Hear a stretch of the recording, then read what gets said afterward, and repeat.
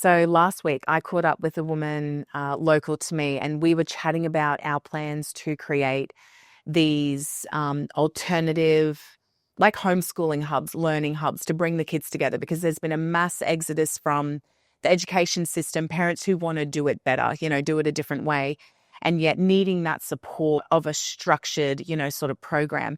Anyway, when I was chatting with her and she was telling me about her history in education, she at one point was working in New York in one of these Waldorf schools. And what I find, not surprising and at the same time just shocking is that all of these Silicon Valley, high ups, all the CEOs, they've got their kids in these schools where they are not exposed to tech. Their parents very intentionally don't want them using tech in these early years where their brains are just so malleable.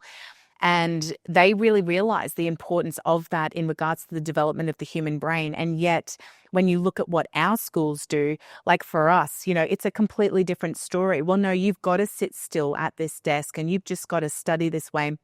And if you can't do it, well, we just need to get you on some medication. And it infuriates me, that it's a different story for them. And that's the way it always goes. I look at homeopathy. Well, Rockefeller had his own private homeopaths. The Queen has her own private homeopaths. And yet for us, it's just this hidden truth.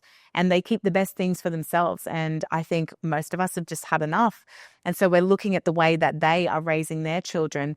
Also in that school were the children of a Johnson & Johnson exec. So here are people in the highest echelons of the pharmaceutical industry, and their unvaccinated children are going to these schools with no tech, lots of play, lots of physical activity, a lot of children-led learning, because they realize that these children have the most divine and creative imaginations, and that is where our God-given abilities to create come from.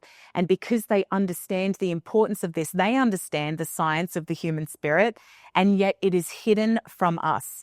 And that is where I would like to illuminate it for the whole world, because it's not fair that they keep it for themselves. We deserve it as well. And the other thing, which again was not surprising, is that in these schools, those children have nurses who look after them who are trained in homeopathy or anthroposophical medicine that Rudolf Steiner was really a fan of.